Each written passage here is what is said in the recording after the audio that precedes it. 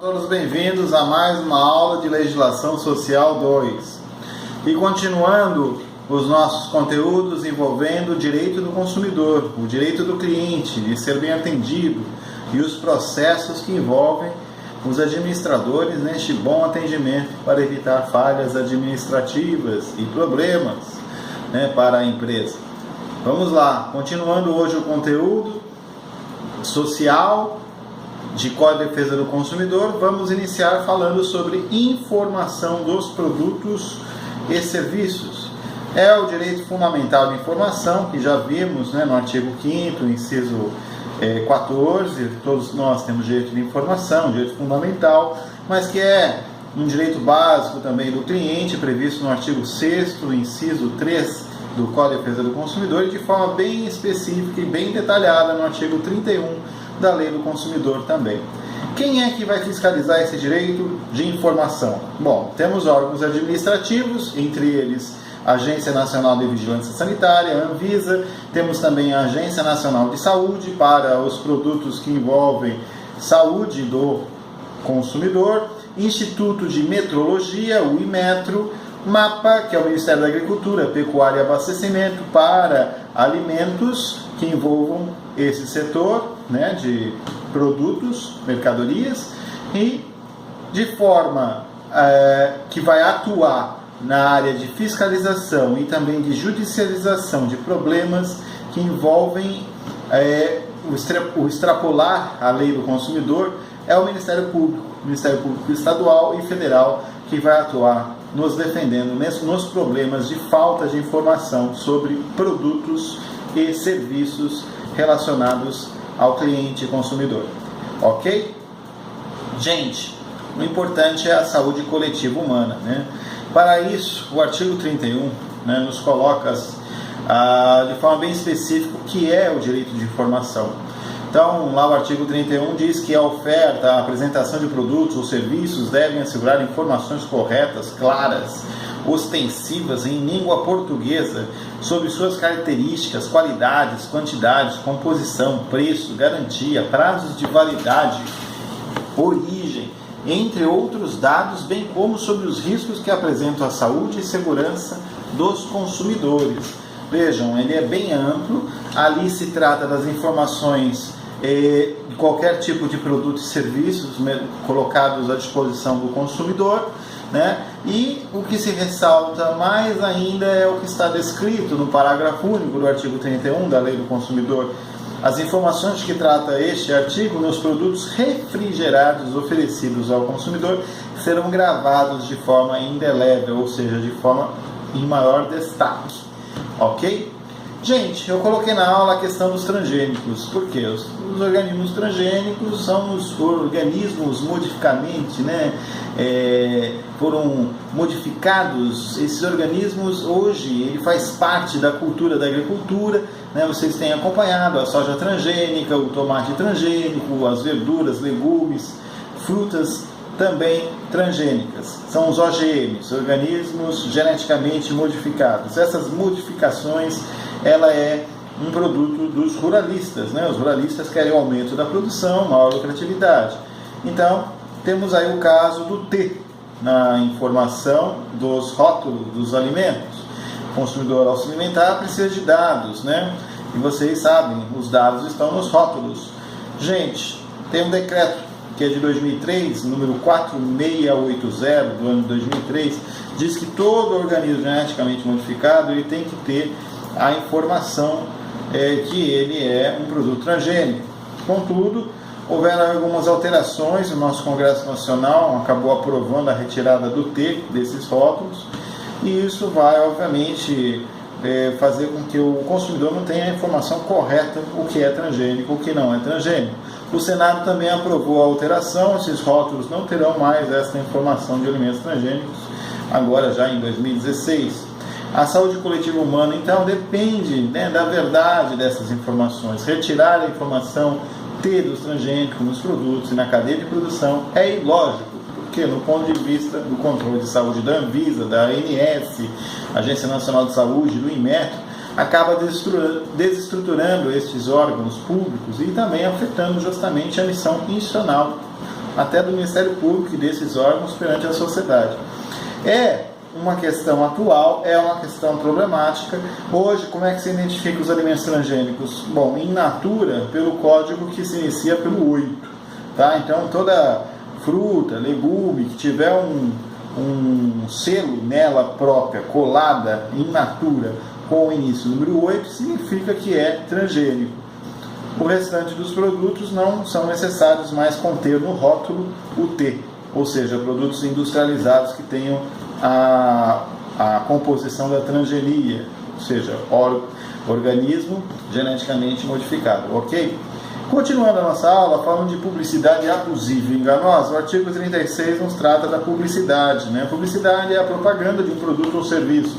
Toda publicidade pode ser fácil de se entender, mas o difícil é realmente que as empresas a complicam, né? No sentido de dar uma informação e não cumpri-la perante os clientes, os consumidores. Publicidade enganosa é justamente a consequência. As informações são falsas, acaba escondendo algo ou deixa de faltar uma informação importante no anúncio, fazendo com que o consumidor seja iludido e enganado, e aí nós temos a divisão entre o que é publicidade enganosa e o que é publicidade abusiva. A enganosa é justamente com relação ao que se produz, né, por meio da mídia, seja ela impressa, televisiva, ou através do rádio, internet. Então, ou a informação que foi colocada inteira ou parcialmente falsa, ou ela tem algum tipo de omissão com relação à origem, preço, dados. E ela se torna abusiva a partir do momento que o consumidor acredita que ela exista, e essa publicidade, na verdade, ela acaba discriminando, né, o consumidor no sentido de seu julgamento de valor, no sentido de também desrespeitar outras questões que envolvem o comportamento de forma prejudicial desse consumidor, né? Ok? Passando mais adiante, nós temos a questão da garantia. A garantia, nós temos a garantia legal, que depende do contrato, né, que foi feito, está prevista lá no Código de Defesa do Consumidor, no artigo 26 e 27, então a garantia legal não depende do contrato, ok? Não depende porque ela já está na lei. Já a garantia contratual completamente depende do contrato. Então chama-se de termo de garantia, artigo 50 do Código de Defesa do Consumidor. E ainda temos a garantia estendida, que é a garantia onde vamos ter um serviço vendido a mais sobre a garantia contratual. Então ela não está prevista no Código de Defesa do Consumidor, mas que muitas vezes empresas empurram como meio de venda casada. Ok? Então a garantia legal não depende do contrato, está na própria lei a garantia. Garantia contratual está prevista no termo de garantia, e a garantia estendida, que é a venda de um serviço adicional, muitas vezes de forma empurrada, e aí se caracterizando venda casada, empurrada pelo vendedor da loja, ok? A garantia, quando se fala em termo de garantia, né, deve constar todas as suas formalidades, conforme o artigo 50 do Código de Defesa do Consumidor. O bem que está garantido, qual o seu prazo, o lugar que deve ser exigido, o termo deve ir acompanhado de um manual de instrução ilustrado em português e fácil de entender, ok? Não entregar termo de garantia devidamente preenchido é crime contra o consumidor, fere o Código de Defesa do Consumidor no artigo 74, ok? Cobrança de dívidas, outro tema da nossa aula. Cobrança indevida, né, gera danos. Então a cobrança não permite, né, que seja indevida no sentido de expor ao ridículo, de forma injustificada o cliente, né, de interferir no trabalho do cliente, no lazer do consumidor cliente para cobrar uma dívida. Então nós temos aí os problemas de comunicação, né, então telefonemas, cartas, ameaçando o consumidor de pagar, senão o nome vai ser inserido no SPC, questões que já foram até pagas, né, sendo cobradas. Então, se isso ocorre, né, cobranças indevidas, e elas efetivamente constem de uma formalização indevida, né, inclusive com anotação do consumidor nos órgãos de proteção ao consumo, né, Serasa, obviamente isso vai gerar um constrangimento, e isso, gerando um constrangimento, dá direito ao consumidor, conforme o artigo 42 do Código de Defesa do Consumidor, a uma indenização pelo valor da repetição desta cobrança indevida, que nós chamamos de repetição do indébito, em dobro, mais acrescimento, aí acrescido de correção monetária e juros legais, tá? Está previsto no artigo 42, parágrafo único do Código de Defesa do Consumidor. Importante também hoje a existência do cadastro positivo, quando se vai comprar. Então, todos os documentos de cobrança de débitos, apresentados também ao consumidor, hoje temos o artigo 42A, que deverão constar nome, endereço, número de inscrição do CPF, CNPJ, tá? Então, todos os documentos de cobrança de débitos apresentados ao consumidor deverão ter as formalidades do artigo 42-A do Código de Defesa do Consumidor. Outro tema da aula de hoje é o direito do arrependimento. Compras online ou por telefone, o direito de arrependimento é o prazo de 7 dias, tá? Previsto no artigo 49 do Código de Defesa do Consumidor. Compras fora do estabelecimento comercial, compras online, compras por telefone.